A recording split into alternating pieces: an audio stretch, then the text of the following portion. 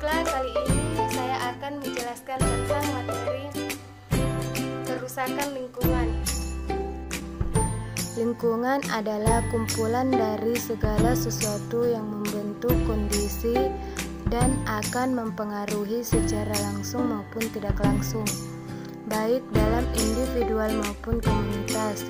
Kerusakan lingkungan terjadi bila daur materi dalam lingkungan hidup mengalami perubahan, sehingga keseimbangan dalam hal struktur maupun fungsi daur materi terjadi karena proses alam atau juga perbuatan manusia.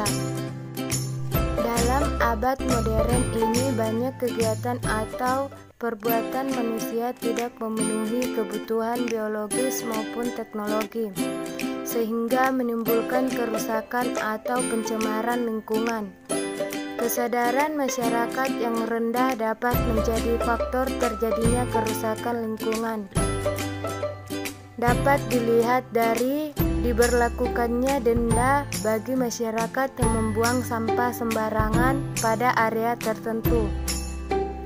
Berikut adalah faktor penyebab kerusakan lingkungan. Yang pertama, kerusakan akibat peristiwa alam. Peristiwa alam merupakan faktor utama terjadinya kerusakan lingkungan. Banyak makhluk hidup yang tidak dapat bertahan melawan seleksi alam. Peristiwa alam itu meliputi letusan gunung berapi, gempa bumi, tsunami, banjir, longsor, dan kerusakan alam lainnya. Yang kedua, kerusakan akibat ulah manusia. Contohnya pertanian. Pengundulan hutan merupakan salah satu contoh kerusakan yang diakibatkan oleh kegiatan pertanian ladang berpindah. Tempat yang ditinggalkan menjadi kurang subur dan ditumbuhi alang-alang. Akibatnya, saat musim hujan akan terjadi proses pengikisan tanah permukaan yang intensif. Kemudian perikanan. Cara penangkapan ikan yang salah, seperti menggunakan pukat harimau, juga menyebabkan kian berkurangnya jenis-jenis ikan tertentu di daerah perairan. Terlebih lagi jika menggunakan bahan peledak, tidak hanya ikan yang mati, tetapi larva dan ikan kecil lainnya ikut mati. Kemudian akibat teknologi dan industri. Penggunaan traktor memang mempermudah dan mempercepat pembajakan sawah. Namun ada hal lain yang terbawa seperti sisa bahan bakar, buangan oli, dan lain-lain. Hal tersebut biasa merusak lingkungan. Kemudian kita lanjut ke pencemaran. Pencemaran didefinisikan sebagai suatu gejala masuknya zat-zat atau komponen lain ke dalam lingkungan atau ekosistem alami sehingga kualitasnya turun sampai ke tingkat tertentu. Adapun macam-macam pencemaran lingkungan. Yang pertama, pencemaran air. Pencemaran air merupakan peristiwa masuknya bahan berbahaya, merugikan atau tidak disukai ke dalam air dengan konsentrasi atau jumlah yang cukup besar.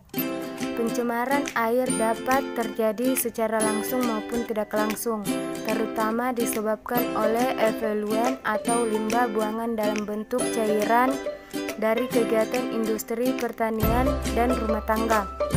Sementara itu, pencemaran air secara tidak langsung terjadi karena adanya rembesan zat-zat kimia beracun dan berbahaya dari timbuhan limbah industri pertanian dan rumah tangga ke dalam perairan terbuka serta air dalam tanah.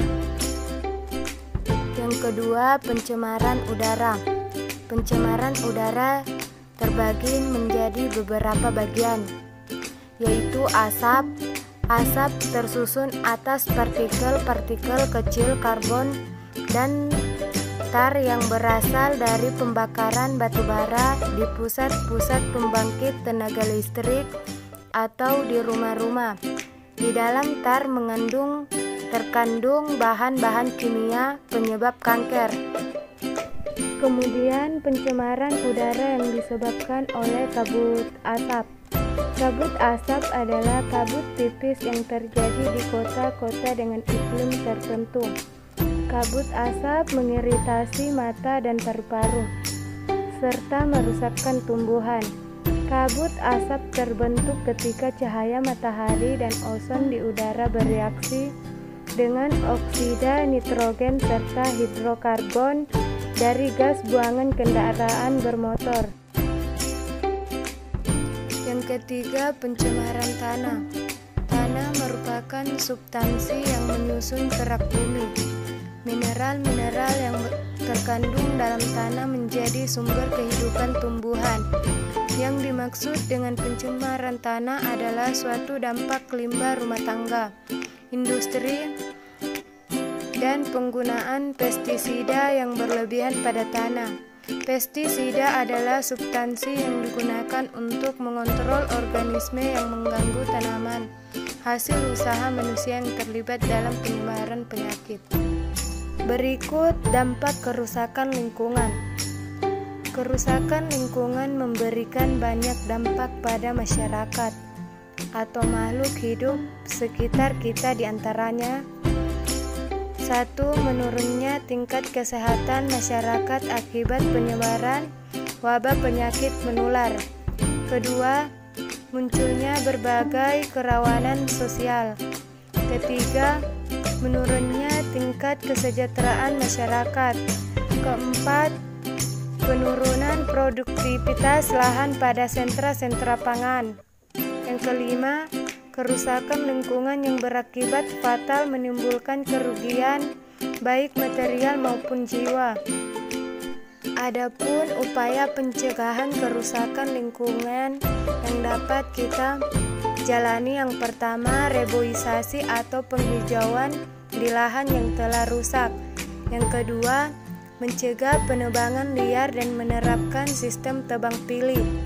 Yang ketiga, mengurangi penggunaan bahan bakar fosil dan menggantikannya dengan bahan bakar alternatif. Yang keempat, membuat sengkedan di daerah lereng pegunungan yang digunakan sebagai lahan pertanian. Yang kelima, mengolah limbah terlebih dahulu sebelum dibuang ke lingkungan. Yang keenam, menggunakan bahan-bahan yang mudah diuraikan mikroorganisme di tanah. Yang ketujuh, melakukan upaya remediasi, yaitu memberikan pembersihan di permukaan tanah dari berbagai macam polutan. Jadi, peran pemerintah dalam mengatasi kerusakan lingkungan: yang pertama, mengeluarkan Undang-Undang Pokok Agraria Nomor 5 Tahun 1960 yang mengatur tentang tata guna tanah. Yang kedua, menerbitkan Undang-Undang Nomor 4 Tahun 1982 tentang ketentuan-ketentuan pokok pengelolaan lingkungan hidup. Yang ketiga, memberlakukan Peraturan Pemerintah Republik Indonesia Nomor 24 Tahun 1986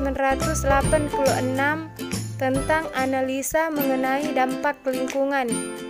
Yang keempat, pada tahun 1991 pemerintah membentuk Badan Pengendalian Lingkungan